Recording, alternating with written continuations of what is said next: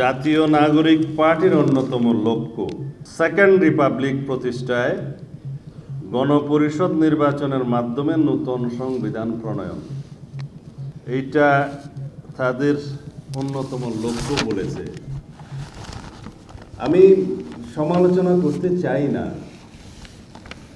প্রত্যেক রাজনৈতিক দলেরই তার নিজস্ব কর্মপন্থা থাকবে, আদর্শ থাকবে। গঠনতন্ত্র এবং ঘোষণাপত্রে এরকম ঘোষণা থাকে। কেউ সমাজতন্ত্র চায়, কেউ অন্য কিছু চায়, কেউ হয়তো ধর্মভিত্তিক রাষ্ট্র প্রতিষ্ঠা করতে চায়। এরকম অনেক রকমের থাকে বিভিন্ন দলের রাজনৈতিক ঘোষণাপত্রে। কিন্তু আমি এই নতুন বন্ধুদের বলতে চাই, সেকেন্ড রিপাবলিক, আমাদের বর্তমান রিপাবলিক কি অসুস্থ হয়ে গেছে? সেকেন্ড রিপাবলিক কখন হয়? রিপাবলিকের লিটারাল মানে কি? রিপাবলিক হচ্ছে যেখানে নির্বাচিত প্রতিনিধিরা রাষ্ট্র পরিচালনা করবে, তাদের একটা নমিনাল অথবা elected head of the state থাকবে। সেটা কি আমাদের নেই? নতুন সংবিধানের জন্য আপনারা কথা বলছেন। নতুন সংবিধান যেটা হবে সেটা সংশোধনের মাধ্যমে, ব্যাপক সংশোধনের প্রস্তাব আপনারাও তো দিয়েছেন সংস্কার কমিশনে, আমরাও দিয়েছি। প্রয়োজনীয় গণতান্ত্রিক সংস্কার, বর্তমান জন আকাঙ্ক্ষা এবং 5ই আগস্টের ছাত্র গণ অভ্যুত্থানের যে প্রত্যাশা এবং আকাঙ্ক্ষা নিয়ে আমাদের সন্তানরা রক্ত দিয়েছে, সেই আকাঙ্ক্ষাকে ঊর্ধ্বে তুলে ধরে, তাদের চাহিদাকে, প্রত্যাশাকে তুলে ধরে আমাদের সেই সংশোধনীগুলো আমরা সাজিয়েছি। নতুন স্বাধীনতা এবং নতুন বাংলাদেশের যে তরুণদের চাহিদা, সেটাকে সামনে রেখে গুরুত্ব দিই। সেই সংবিধানের নাম যদি আপনারা নতুন সংবিধান দেন, ঠিক আছে, কিন্তু গণপরিষদ কেন বললেন আমরা বুঝলাম না। গণপরিষদের ইংরেজি নাম হচ্ছে কনস্টিটিউয়েন্ট অ্যাসেম্বলি। আগে যেটাকে মানুষ বলতো MCA, member of constituent assembly. এটা অলওয়েজ হয় মানে in the Inception of any independent country, যে সময় দেশে কোনো সংবিধান রচিত থাকে না, হাতে থাকে না, কোনো একটা নতুন রাষ্ট্র প্রতিষ্ঠা হয়, তখন গণপরিষদের প্রয়োজন হয়। গণপরিষদের সদস্যরা সংবিধান প্রণয়ন করেন। সেই সংবিধানের ভিত্তিতে পরে পার্লামেন্ট ইলেকশন হয়। আমাদের এখানে গণপরিষদ নির্বাচনের জন্য আমরা কি নতুনভাবে একটা কোনো স্বাধীন রাষ্ট্র হয়েছি? রাষ্ট্র তো আমাদের স্বাধীন আছে। আমরা একটি সার্বভৌম স্বাধীন গণতান্ত্রিক রাষ্ট্র। আমাদের যেভাবেই হোক একটা সংবিধান আছে, যে সংবিধানটাকে আমরা এখন পুরোপুরি অন করি না বলেই ব্যাপক সংস্কারের প্রয়োজন দেখা দিয়েছে। যে সংবিধানটাকে শেখ হাসিনা দলীয়করণ করে গণতন্ত্রের বিপক্ষে, নিজেদের পক্ষে সাজিয়েছিলেন, সেজন্য সেটা সংস্কার দরকার। কিন্তু গণপরিষদ কেন হবে? এর মধ্যে আরো একটি উদ্দেশ্য আছে। যারা গণপরিষদের বিষয় সামনে আনছে,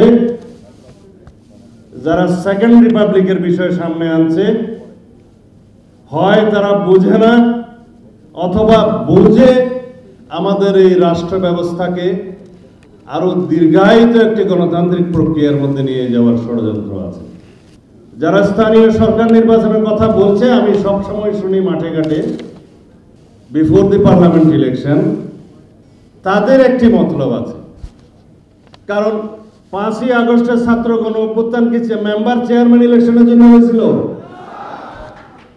দেশে পৌরসভা, উপজেলা চেয়ারম্যানের নির্বাচনের জন্য কি 5ই আগস্ট হয়েছিল? তাহলে তারা কেন শুধু মেম্বার চেয়ারম্যান ইলেকশন নিয়ে আগে হবে এই দাবি তুলছে? একটা বিষয় আছে, সেটা হচ্ছে যত গণতান্ত্রিক প্রক্রিয়ার উত্তরণের পথটা যত দীর্ঘায়িত হওয়া যায়, ততই বোধহয় তাদের লাভ। কারো ক্ষমতা দীর্ঘায়িত হবে, আর কারো কারো মনোবাসনা পূর্ণ হবে। সুতরাং পরিষ্কার শুনে রাখুন, মাননীয় প্রধান উপদেষ্টা, আপনাকে অতি শীঘ্র জাতীয় সংসদের রোডম্যাপ প্রদান করতে হবে, নির্বাচনের রোডম্যাপ। যদি আপনি কোনো বাহানায় এই মাসের মধ্যে জাতীয় সংসদ নির্বাচনের রুটম্যাপ প্রদান না করেন, তাহলে সেটা আমরা রাজনৈতিকভাবে গণতান্ত্রিক শক্তিগুলো বসে আমাদেরকে পুনরায় নির্ধারণ করতে হবে আমরা কোন প্রক্রিয়ায় গণতান্ত্রিক প্রক্রিয়া। যারা সেকেন্ড রিপাবলিকের ঘোষণাপত্র, তাদের দলীয় ঘোষণাপত্র রেখেছেন, সেটা ওখানে থাক। যারা গণপরিষদের মধ্য দিয়ে নতুন সংবিধান প্রণয়ন করতে চান, সেটা আপনারা যখন পারবেন করবেন। কিন্তু বাংলাদেশের মানুষের গণতান্ত্রিক প্রক্রিয়ায় উত্তরণের আর কোনো যাতে বিলম্ব না হয়, সেই জন্য আমরা যাতে সমগ্র জাতিকে ঐক্যবদ্ধ রাখি, এটাই আমাদের আহ্বান। এবং যে কোনো মূল্যে রাজপথে গড়ে ওঠা ফ্যাসিবাদ বিরোধী জাতীয় ঐক্যকে আমাদের টিকিয়ে রাখতে হবে। এই ঐক্যের মধ্যে যদি কোনো রকমের কোনো ফাটল সৃষ্টি হয়, তাহলে লাভবান হবে পতিত ফ্যাসিবাদ এবং তার দোসররা। কেউ কেউ বলে যে আওয়ামী লীগকে আপনারা রাজনীতিতে কি অংশ নিতে দিবেন, নির্বাচন অংশ নিতে দিবেন?